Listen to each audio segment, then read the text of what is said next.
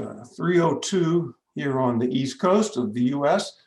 Welcome everyone. It's a snowy April afternoon for those of us in Maine anyway, and thank you all for ending your week with the Maine Climate Table and Justice for Women. You have permission to stop work after this webinar is over. For the week, those of you who don't know the Maine Climate Table, we formed in 2013 as a means of bringing people together to work together, to learn from each other about climate change and climate solutions. Our premise is that we're going to need everyone, regardless of politics or cultural affinity or anything else that might divide us, to solve a problem as complex as climate change. Our view is climate change should be uniting us, and the Climate Table works really hard to give voice to those whose voices haven't been heard or brought to the table. We need those voices to solve this problem. This is our third climate conversation of 2021. We're really pleased to be partnering with Justice for Women, the Justice for Women series at the University of Maine School of Law this afternoon. The Justice for Women is, instead of just being one event, this year has been a series of fantastic, of course, online Zoom events for a session titled The Impact of Climate Change on Indigenous Women Around the World. And so we're still going to be traveling around the world this afternoon for the grand finale of the week. And so, with that, I'm going to turn it over to Kathy Lee. At this point, Kathy's founder of the Maine Climate Table and also organizer of this week's Justice for Women series. So Kathy, if you could turn on your camera, and I think your audio is already on. Let me just, Kathy, before you start, let me just tell everybody that there is a Q&A button at the bottom of your Zoom screen. A lot of you know how to use that already, but if you've got a question at any time during this session, use that Q&A button, log it. I'll be watching it throughout the session. And so whoever's not talking will be watching that panel. But take advantage, ask your questions. This is a great opportunity to ask questions from our speakers who are literally from around the world and have experiences that we need to learn from. So use that button while you can. Kathy, the podium is yours, and I'm going to drop off video while you take over. Thank you, John, and welcome to everybody. I actually started the Justice for Women program 10 years ago. As Maine's demographic was changing, we had more diversity, largely through immigrants that were coming here from all over the world, including some who were and are climate refugees. And it seemed like it would make sense for people in Maine to have the opportunity to learn from and get to know some of the amazing women leaders from around the world, from far away, that they wouldn't otherwise have any opportunity to be exposed to. So that program started with two parts, a big public lecture, and then the rest of the week, which is devoted to community connections. And that means doing programs like this with advocates and activists, but it also means going to the schools. We've been this year to Deering High School, to South Portland High School. We had an event at Tree Street Youth in Lewiston. We did a series of 3 events for and designed by young people, all to talk about these issues of the impact of climate change on Indigenous communities, other communities of color, on people who are suffering disproportionate impacts from climate change and so on. And so this is our last event, the last of 11, actually, since we started the program. And I'm very, very pleased to be able to bring to you Tui Shortland, Joan Kane, and Ruth Miller. And I'm going to start with Tui and then move to Jane and then Ruth, and ask you each just to briefly introduce yourselves and say a few words about the work that you do. Tui, we need you on video. Great. Hello, everybody. I'm calling in from Aotearoa. Whoa, sorry. Aotearoa, New Zealand. You're just on my phone. I didn't charge my computer here. We're on solar, so it's early morning here. I'm a Māori woman from the far north. of Aotearoa, New Zealand. We're subtropical climate here, lowland, forest, wetland, and coastal people. And I was raised with my mother's people in my ancestral river and my ancestral forest on my mountains. My name Tui means, I'm named after a bird, a forest bird that plants the small trees in the forest. And when I was born, the bird was going extinct. We've had mass deforestation in our territories, imposed deforestation. And so I was kind of put on this path from birth to love the environment and to try and encourage everybody else to love the environment as well. And I've been very fortunate to have been raised in it by my elders and steeped in traditional knowledge. My father was a medicine man as well, and he would take me into the forest. And so I've spent 11 years in total working for my tribal authorities quite some time ago, setting up our environmental policies, setting up our catchment management plans, and focusing on cultural indicators of health and wellness and biocultural traditional knowledge indicators.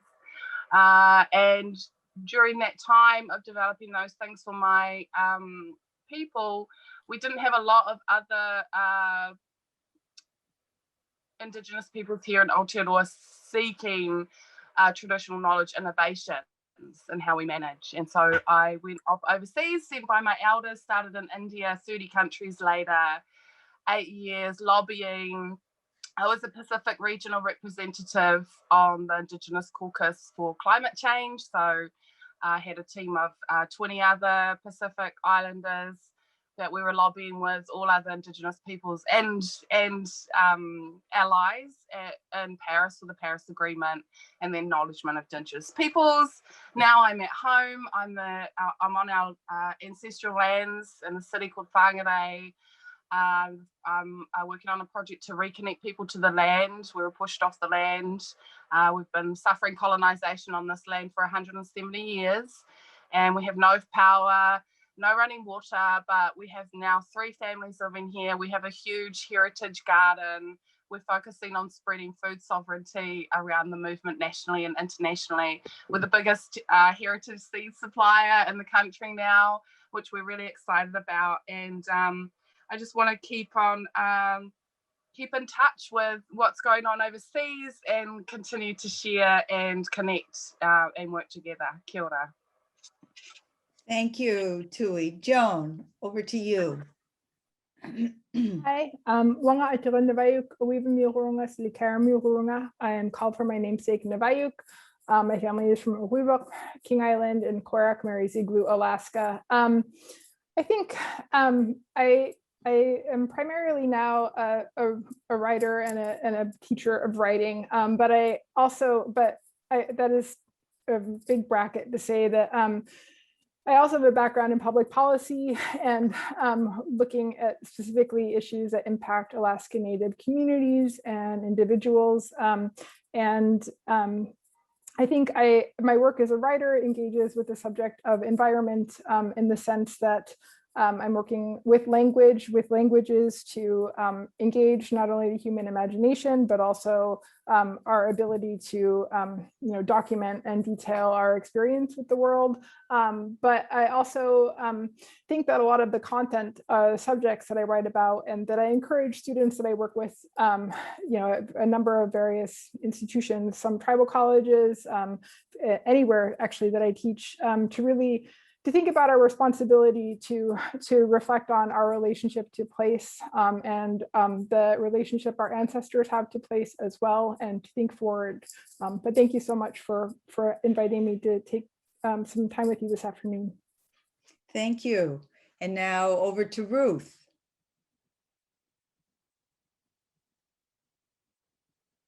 You're muted, Ruth. Oh. Of course I am. After a year of this, you'd think I'd have gotten it down by now. Yachli do everyone. Ruth Miller Gustanish Iji to Stivak Isench Iji. Then in a Kanagash Kunkanash to Chariang Esninish Ite. Echo Kaslin Chugushakaya Kilanda to Dache Kak Shuguya Studa. Salish Kutni Eslina Shuguya Studa to Chickenekali Kidiki. Hello, everyone. My English name is Ruth Miller, and I'm a Dene Athabaskan and Ashkenazi Jewish woman born and raised on my traditional homelands of the Chayekak, otherwise known as Anchorage, Alaska. Today, this is not Alaska. Alaska is still very snowy. I am so honored and gracious to the Salish Kootenai peoples for hosting me here on their lands at our cabin in western Montana outside of St. Ignatius here on the Blackfoot Res. And I am the Climate Justice Director for Native Movement, though my climate justice advocacy far surpasses my job description. As an Indigenous young woman, I feel that, you know, in my 24 years, I already have a lifetime of experience of climate justice advocacy. And in truth, my climate justice advocacy goes back generations. I am honored to work with Native Movement, which is a statewide nonprofit, Indigenous, matriarchal-led organization that works towards environmental rights and Indigenous rights in concert. However, I also work on a number of national policy tables and as well in the international sphere. I'm really excited to jump into this conversation because I feel that Tui and I have a lot to discuss, working both with the United Nations and the Conference of Parties, the Global Climate Accords, and the way that Indigenous peoples have shown up in mass to these really exclusive and colonial negotiation spaces to ensure that our peoples will be protected. I think it's a really crucial perspective to uplift, considering that some of the currently proposed solutions to the climate crisis have the potential to be just as damaging, if not more devastating, to our Indigenous and vulnerable communities. And I'm also excited to speak with Joan because so much of my work, particularly as a young person, is in narrative building and communication strategy, thinking about how we talk about the climate crisis and how we uplift our traditional stories and traditional ways of being in narratives around climate and healing. What does climate wellness look like as much as climate chaos? And I'll also share that as a young person, I'm thrilled to be a founding member of the Fireweed Collective, which is a young it's a group of young people from across the state. Our membership is at about 200, but we reach about 500 plus folks, all under the age of 35, and work towards political activation and leadership development amongst young people for climate justice and other related racial justice and economic justice issues. And I'm also a facilitator of the Alaska Climate Alliance, which is very similar to the Maine Conservation Table, in that we brought together environmentalist and conservationist groups from across Alaska, all doing this really important work in one of the main battlegrounds of our country for climate policy. But particularly, we came together under just transition principles, and we really spent a lot of time educating and determining shared values and the way that we want to orient one another to this work, the way that we want to build relationships with one another across this work. And so I just got off of our monthly call there, and we're really excited to have 5 distinct working groups and a policy tactic team really making incredible strides using our collective power and our potential for collaboration. So Chicken Khalid, thank you. Thank you, Ruth. At this point, I'm going to turn it back to John, who's going to tell you a little bit about one of the programs of the Maine Climate Table and how it relates to this conversation. Yeah, thank you, Kathy. So I get to ask the first question. And as I said earlier, everybody in the intro, the Climate Table is really interested in hearing diverse perspectives about climate change. We think that's essential. We need those perspectives to figure out the pathways forward. And this principle of needing to see different perspectives is core to one of our new projects this year called the Intergen Climate Group. We brought together 8 youth and 8 elders who are spending the year learning from each other. Kathy and I are 2 of the elders, although, I mean, we are by numbers. We don't feel like elders, but the numbers say otherwise. And I guess our US culture doesn't do a very good job right now of having meaningful conversations across the generations. Different generations have different preferences for how to communicate with others. I don't text, and apparently everybody else does. I can kind of do it, but it's not my means of communication or not my preferred means. So that's kind of a barrier, but there are other differences between the generations. There are power differentials between elders who are often in positions of authority and youth who are not often yet. And that's normal because as people get older in their professional careers, they typically occupy positions of authority. But it does mean that if we want to learn from each other across the generations, we've got to be mindful of these differences in communication and differences in power. And we thought it would be for our three guests to help us understand how Indigenous communities, Indigenous cultures transfer knowledge, wisdom, and values from generation to generation. Because I think we've got a lot to, we've got a lot to learn about that. And how does it flow both ways? Does that interaction flow both ways? How do you do that? And what can you share with us that might help us do better? Okay, you all please turn on your videos, and anybody who wants to go first, please jump in. Okay, I'll just call on somebody. Tui, can you start? You're at the bottom of my Sure, screen. John. Thank you for your question. Transfer of knowledge, intergenerational knowledge is yeah, it's like the fabric of our community. My own village where I'm from, and Motito, it's still a well-known custom to have the young people come into the community meetings to listen and absorb the guidance and wisdom around discussions of how our communities and our catchments are being managed, our forests, our endangered species, and 7 years old. 7 years old is acknowledged as a good time to start asking these ones that do like to sit at the feet of the elders, some of their opinions around things, perhaps around not the most heaviest of things, but just that beginning of helping to develop. And it is about who is suited to what role, like actually looking at the children and do they prefer to be outdoors? Do they prefer to be with the elders? Do they prefer to be in these different roles that really give them their spark around how they are part of society and contributing to the community well-being? And there are many ways in which we transfer knowledge. Our language, our Indigenous language is, for a long time now we've been saying around the importance of it here. And we had the treaty claim around language. We've got in some TV stations and radio stations and things like that, but really the beauty of how we retain our knowledge within our language, and our customs are a part of it. And so being able to hand over knowledge through language is very key for us. I was fortunate when I was 25 years ago, my father's village where I'm from was still first language speakers, and it's less and less around the way these days. And I find in terms of two-way, the community, we develop knowledge together when we respond to or adapt to things, particularly now as we have to with climate change. Things like what we're growing in our gardens, and when we're harvesting our berries, and when we're looking for the signs of the flowers and the birds about what the harvest will be. These are the because my people, we didn't have a written language. Our written language is in carvings. It's all symbolic, and it all has higher meaning, and it has connection to the spiritual dimensions.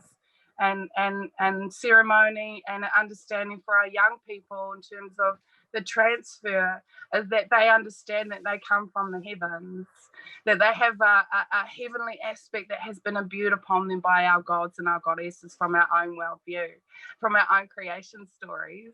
And amazingly, Polynesians, we're all over the world. Our country goes from Rapa Nui up there by Chile, East Island, all the way across to Hawaii, and then down here to Aotearoa. That's our one Polynesian country, and all of us believe the same. We believe, all Indigenous peoples, in fact, believe the same, and Sky Father and Earth Mother and the sacredness and on the spiritual dimensions of the earth and our layers of heavens. And I think it's just the most amazing thing that without a written language, all of us across Polynesia believe in Tangaroa, believe in the god of the ocean. We all believe in Maui, you know, who was featured in the Moana movie. Like there's some particular conscious efforts over the generations, particularly as we've had 170 years of colonization, to continue. And thankfully these days also we have, you know, social media and online ways that we can share. Kia ora. Thank you. Joan, thoughts about intergenerational communication?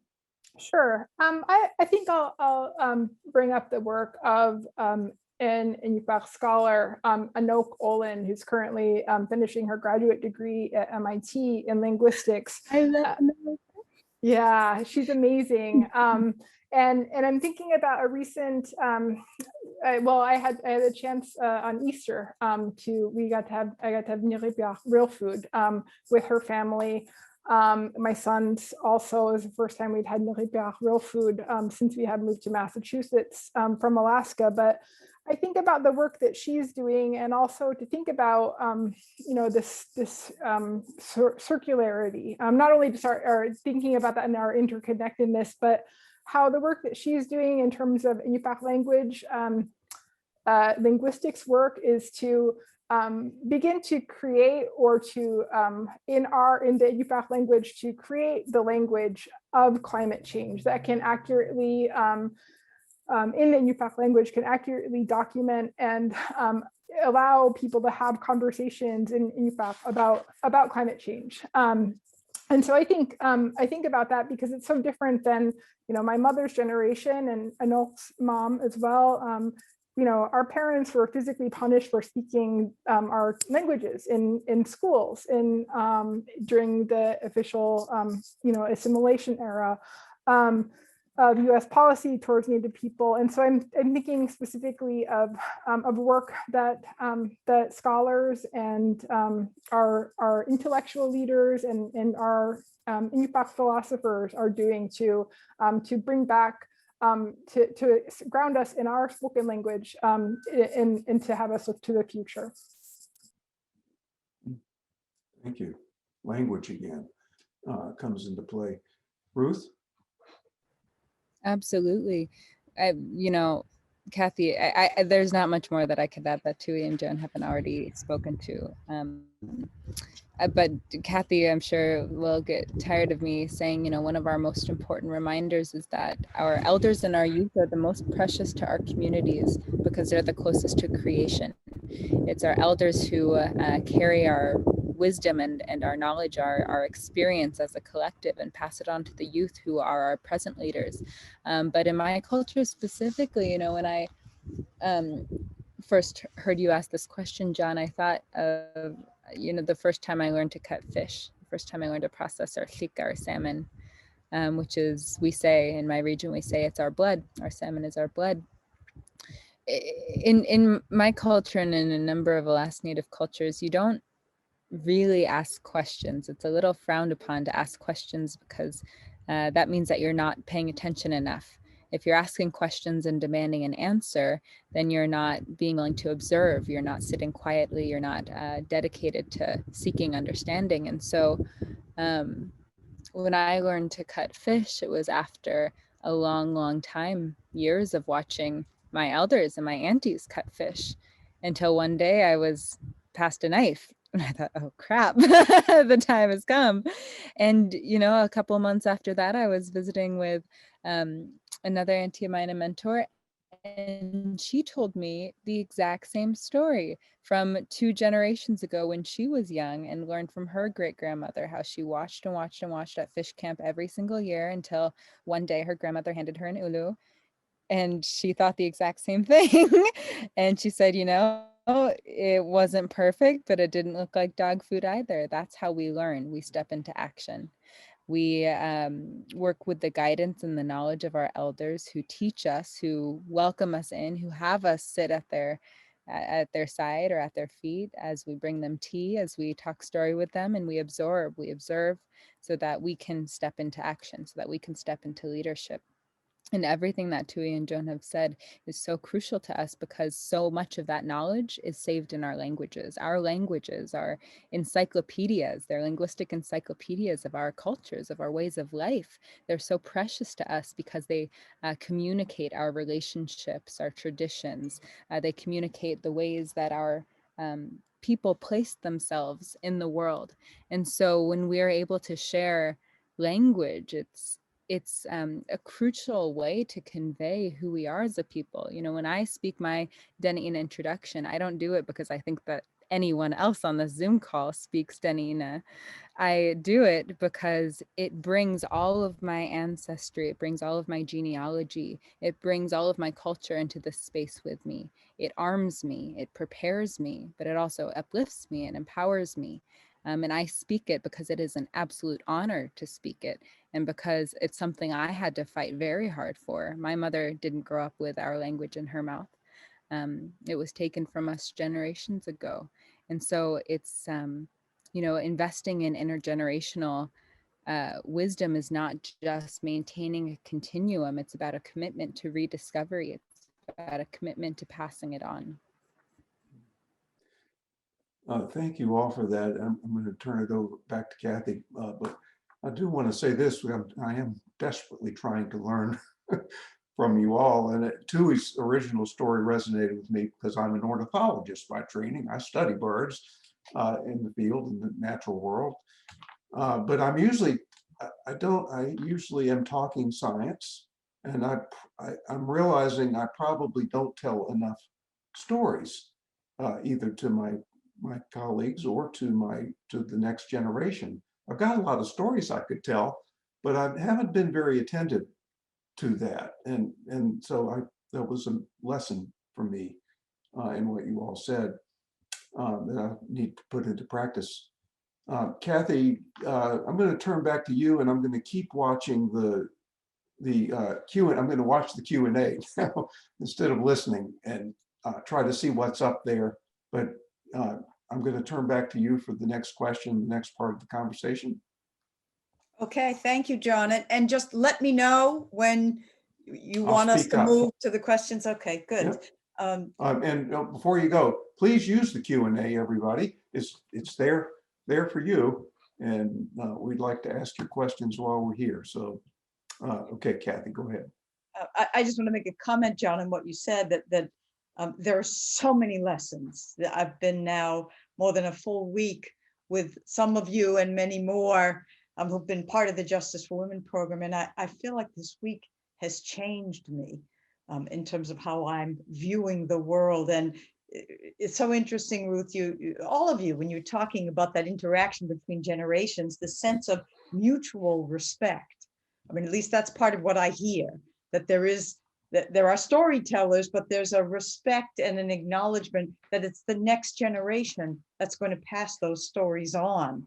And that fundamental respect, I think, is so often missing in our communication. But sticking with this idea of language, I mean, Joan, you write poetry, beautiful poetry, and it seems, at least in part, as a tool for addressing misconceptions that people have about Native people. I'd love for you to say a few words about that, and if you're willing to offer us a poem or two. Sure. Yeah, I mean, I don't know. I think that in various, various from book to book, the aims of the project that I am undertaking are different.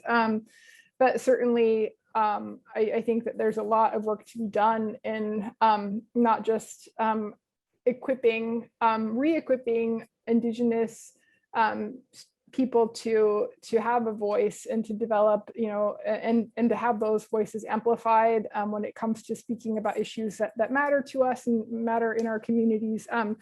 But also just, as a poet,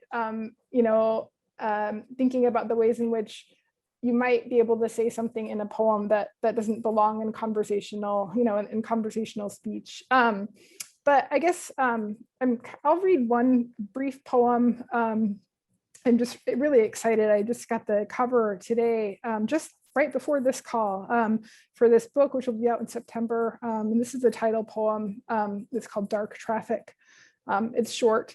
And it had originally an epigraph from James Merrill, which is, yes, melting changes the whole picture, but that's no longer there. So this poem is called Dark Traffic. And the snows buffer the sound of a voice set forth. I thought her lost already, that she had gone to neglect the late migration. Before it ceases, the ice collapses easily. There is no day without a symptom. Consolation may turn out to be a guttural practice after all, the small gesture of sound lodged deep before it glides without warning downward. There is nothing but the wind, a howl and dive where water is thrown over water and sewn into it. A howl and dive of wind, water she found flown over water where once we found ice, where the snow once stuttered the sound of that shouter shouting for this listener, holding her head in her hands, the head in its fine blank way, an original. Sorry, a lot of the poems in this book is with some others. The speaker, often when I'm speaking of a figure, I'm often referring to my namesake Navayuk and the other Navayuks before her. But just thinking about, and so much of my work, how I do tend to, write with my own, as an Inupiaq person, right? Thinking about these images, which have often, for non-Indigenous people, images of the Arctic tend to, connote barrenness, vast expanses of nothing. But thinking about the works of Indigenous scholars like Dr. Jen Rose Smith, who's written a lot about this tendency towards temperate normativity and this sort of elision of the sea ice from conversations about place and placemaking. But I could jump down a rabbit hole, and I have to teach in 9 minutes. So I'm gonna just listen, maybe, if that's all right for now. Kathy, you're on. Yep. Yeah, sorry. Thank you so much for that beautiful poem. And we understand that you're going to have to leave to teach your class. Let me turn to Tui. You've been actively engaged, as you told us, in climate negotiations and representing Indigenous people from your region, and now you're a farmer. Can you tell us about that change of focus for you and why you're doing what you're doing now? Well, we can't travel now, no. I've always been a home person. I love my family, I love my land, I love my community. And so I was a reluctant traveler, I have to say. But fortunately, my elders have taught me a lot about Indigenous diplomacy, and I didn't realize that at all until I went overseas and I found that I could navigate relationships, and I could, of course, get on with my other Indigenous relations, but also some of the strategies that they had taught me at home about how we had activated our rights around, managing our environment. I could also take them and contribute to the conversations, and understanding we're so custom focused that when I walk into a COP, a conference of parties, or, nearly every UN convention has a different mode of working, right? So some meetings and some COPs, only parties can go in the room and negotiate. Others, it's different. And so going into these spaces, I was able to, because I understand and I respect nuances of custom. And so going in to observe what is the custom of the UN and how do they make decisions? How are decisions actually made? How are decisions committed to, and which are the decisions that they commit to, which is the key. A lot of it can be a lot of talking. And so Yeah, I came home, I have to say, largely because my children weren't getting any younger. I have 3 children, I'm a solo mother, and I'm self-employed, so I'm quite busy. And I wanted to be here. It's really important for my children to be raised on the land as well, and their culture, and to have, to be around for it, because I love that side of being a mother. And things back home has gotten urgent as well. But it's never been a better time to be Māori. It's never been a better time to be Indigenous. It's never been a better time to be a part of the movement to save Mother Earth. And there's always work to do here at home. So I kind of just, I put my skills. I've always loved the environment and our native food and things like that. And I believe that food is going to be a big part of our freedom. Growing our own food and our medicine, we were able to distribute a year ago through the COVID, when it was really difficult for vulnerable families to access, good food and medicine. And so, yeah, it has its linkages too. So the benefits these days is I can be on my land right here on our whenua, but still, working with everybody else around the world to advance what we need to advance. Kia ora. Great, thank you. I'm going to ask any of you. You obviously deeply engaged, all of you, with your own Indigenous cultures and with your communities, but your work or your lives have brought you into white spaces, as you've each mentioned. And Ivy League schools, Joan being the first Indigenous woman ever to get a Guggenheim Fellowship. What can you tell us as allies in the movement that we can do to best contribute to moving the conversations forward? Anyone who wants to offer? And Joan, if you want to offer something before you go, feel free. But I'd love to hear from all of you.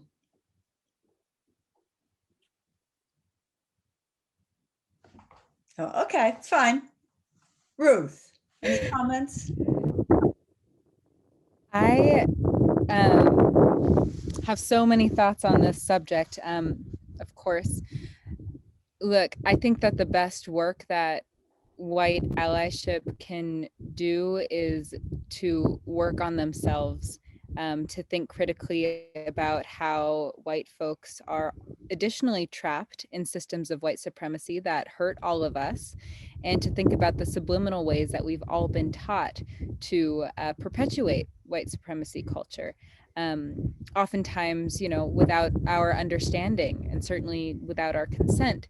So think about the ways that you can work on yourself and do your own healing instead of putting that healing labor on the shoulders of other folks of color and Indigenous folks who are certainly struggling with their own healing as well. Think about ways that you can approach your own learning with ambition, with dedication, and with humility. I think that encouraging yourself and others to learn, to come with the intention to listen and understand and not to speak, and to take instruction from Indigenous communities who have very clear, actionable asks for white allyship is really crucial. But what it fundamentally has to start with is learning and unlearning. So coming to a place of healing and wellness within yourselves that does not center, the guilt that many carry for the legacy of white supremacy, but instead works proactively to better it.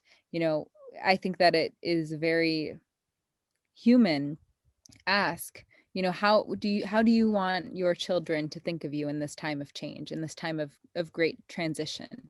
What can you do that would make your great grandchildren, your descendants, proud of you in the way that you showed up for folks of color?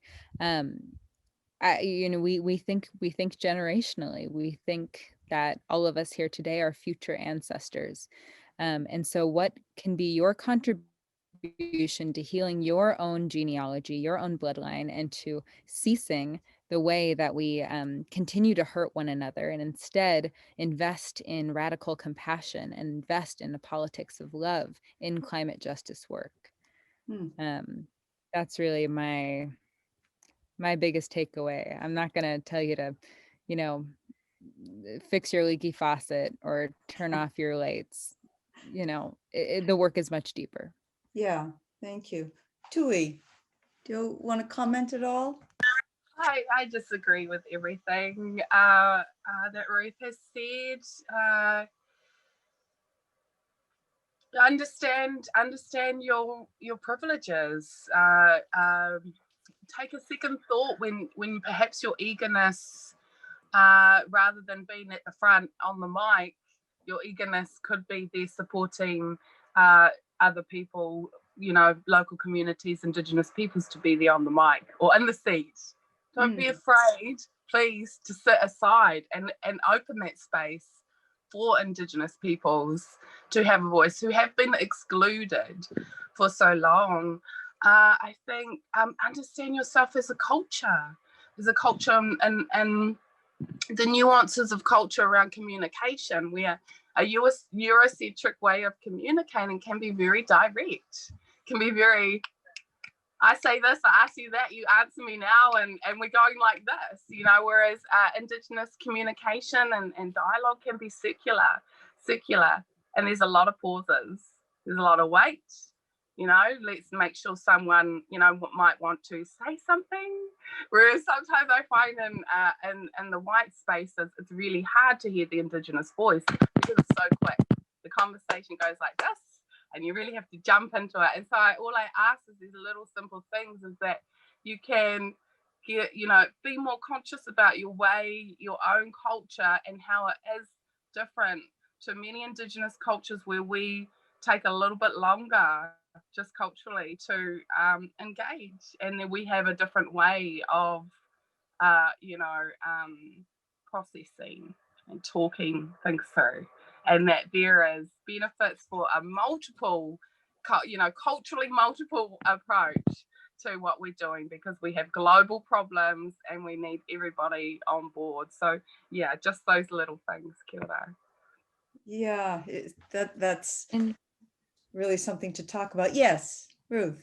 I just also like to add, you know, if you have more questions, ask other white folks who are doing it well. Find those mentors that can teach you from a perspective that you can identify with, you know, what to work in, what to grow towards, so that you're not asking Indigenous folks or asking communities that have been historically so harmed, how can I stop harming you? You know, ask other white allies and learn to do it better, you know, form community that is committed to learning in that way, and understand that additionally, you know, many of the solutions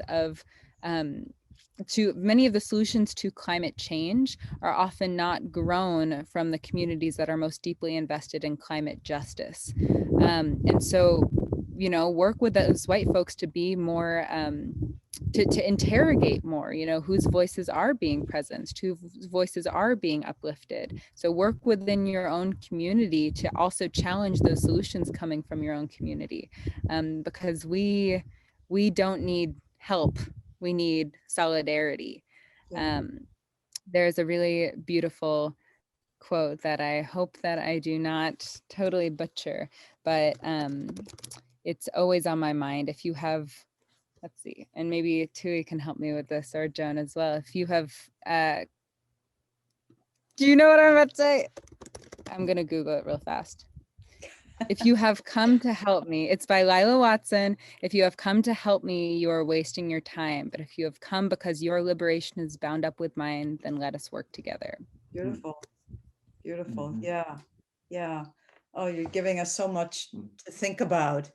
I want to go back to something you mentioned earlier, Ruth, although I couldn't swear whether you mentioned it at this session or the previous one, but you've talked about principles of just transition. Yeah, I think you did mention it here. Could you just explain for people who may not be familiar with those concepts, what that's about? When the Just Transition Framework came to Alaska, we realized that we needed to understand it in our own context as well.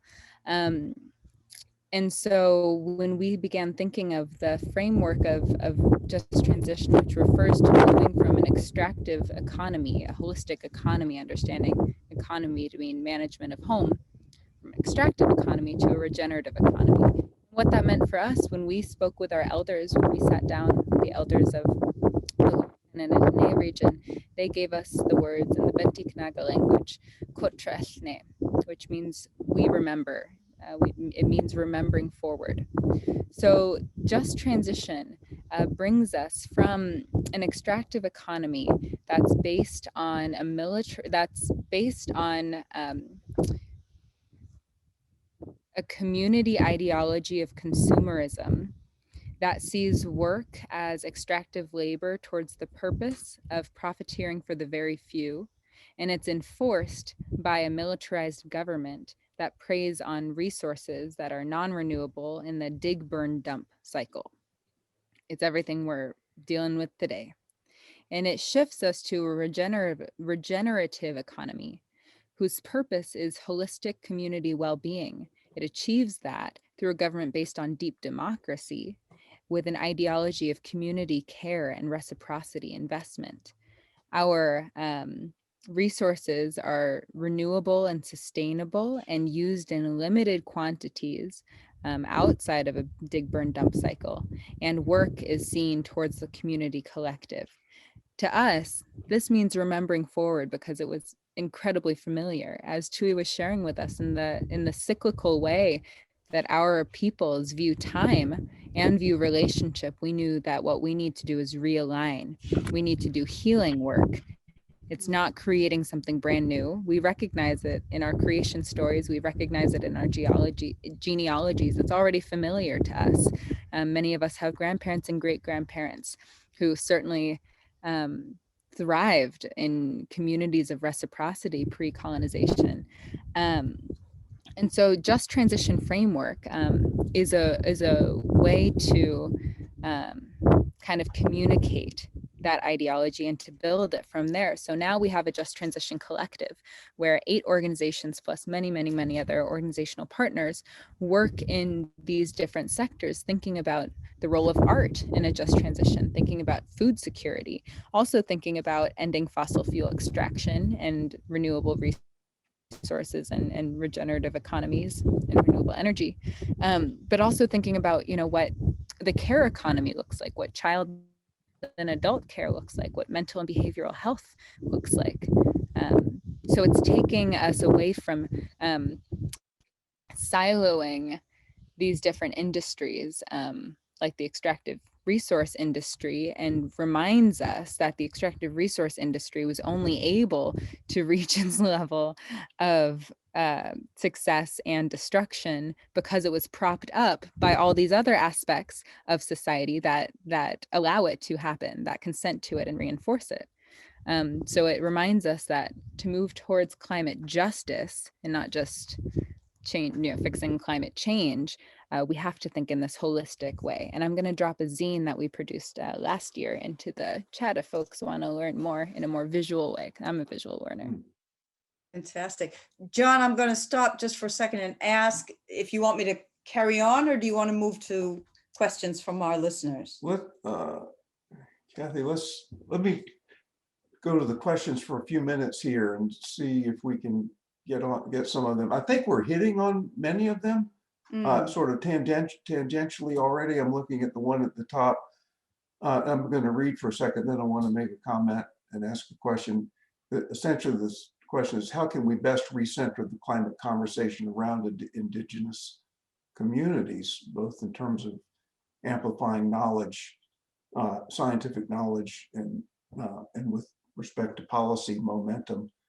And I remember at our Intergen meeting, Kathy and Ruth was there too, and I can't remember who made the comment, but it almost gives me chills to remember it. It's like we are afraid of the answer we might get if we ask Indigenous people how to solve this problem. And I think that's part of our problem is we're afraid of what we might hear. And I think we have to not be afraid. And I think that's part of what's going on. And any thoughts about, Ruth, you were there when we had that conversation. Any?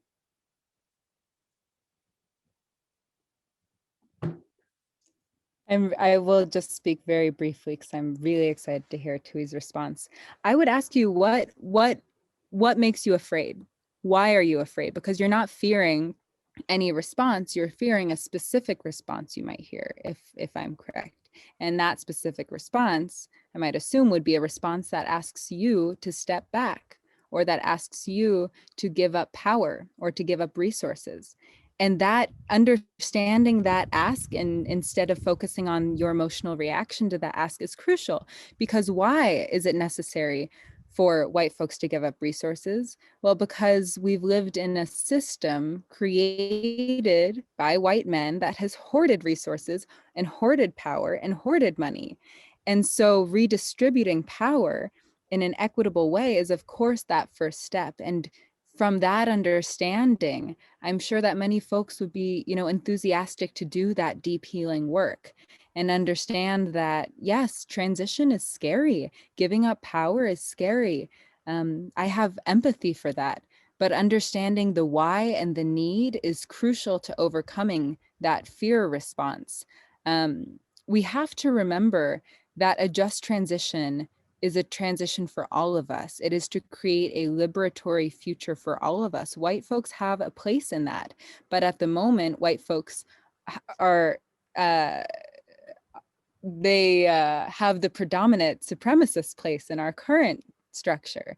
And so moving towards a regenerative, just transition means a place for all of us, a home for all of us, where we are liberated together, where we live in collectivity.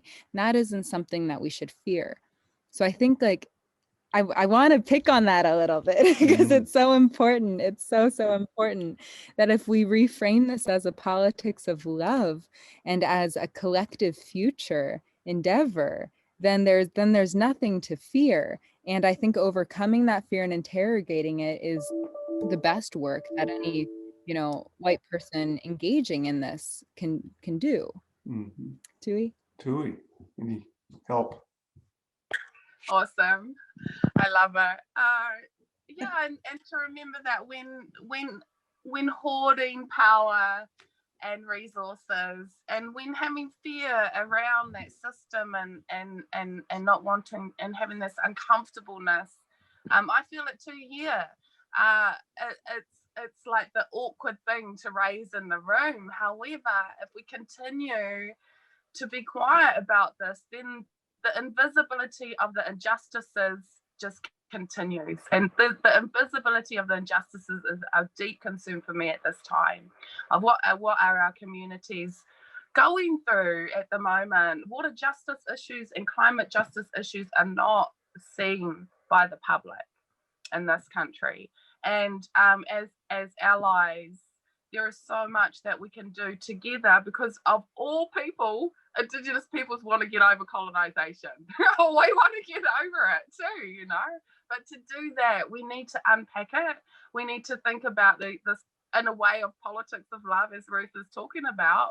But let's be real about the past, and that is the way in which we can be real, moving forward together in the future, and having that real acknowledgement and value for traditional knowledge, and how traditional knowledge is going to provide and is providing solutions to how we can turn back climate change, to how we can adapt to what we have now and what is coming. And I think just briefly as well on this is, when you're asking Indigenous peoples for solutions and things like that, that we understand that there is collective community intellectual property in there. We understand that we need to have, even a small organizations, appropriate free, prior, informed consent policies type protocols and these types of things, because there is so much that we can do together, but we just need to ensure that we are doing it in ways that are appropriate. So much hope from both of you. It really is remarkable. John. Well, I'm worried to ask another question, or we're going to run past our time. maybe one, and then Kathy, I'll turn back to you and you can close it out or ask any final question. The hour went by amazingly fast. But there's another one on the panel here. So what are some of the mitigation practices that may be counter to Indigenous health and well-being? Are there any proposals out there that you would view as harmful, attempts at solutions that would be harmful to Indigenous communities?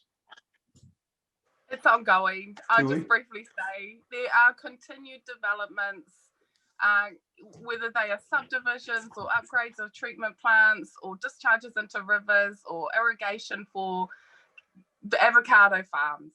There are constant decisions being made which impact on Indigenous communities and climate. And what we need to do is ensure that the institutions that are making these decisions have within their assessment regime cultural impact assessments, cultural values assessments produced by the Indigenous communities, valued and resourced so that proper assessments of cultural impacts can be made. And I think more and more we need to ensure that these safeguards are in place and that the history of the area is clear, the potential impacts are clear, and the ways to avoid, remedy, and mitigate those cultural impacts are negotiated as well.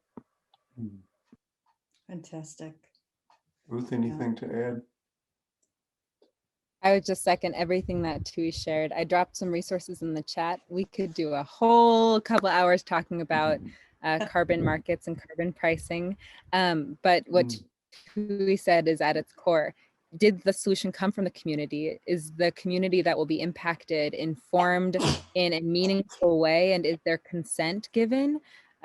What does their continued engagement and their local leadership look like for any of these solutions? And these are going to be crucial questions as we even consider renewable energies that require new mineral mines. What will that look like? How will we amass the resources necessary for some of the proposed technological models of non-oil and gas energy systems? And so it's so crucial every step of the way to incorporate policies like free, prior, and informed consent of Indigenous communities, and to ensure that it's Indigenous leaders who are at the table from the start, dictating with their leadership, with their community experience at the center of what decisions are made. Otherwise, we're not dismantling anything. We're just introducing new vocabulary to talk about the same systems of exclusion. So I'd super encourage folks to learn more through the links in the chat. And I'm so grateful to learn from Tui and to have this space with all of you. And of course, to learn from Joan and to hear her beautiful words. I'll be sure to be following up. We're at 4 o'clock, right on time. The time just flies by, and there's just so much more to learn. But I want to thank Joan, who's had to go off to teach, and Ruth and Tui for being so willing to open up your hearts and share your knowledge with us. Thank you so much. And thanks everybody for joining this afternoon. You can go home or stop work or whatever now. Enjoy the snow. We did record this, and so it'll be available on our the Maine Climate Table website if you'd like to see it, and at any time. So thank you all once again for being with us this afternoon and this morning for Tui. Take care, everybody.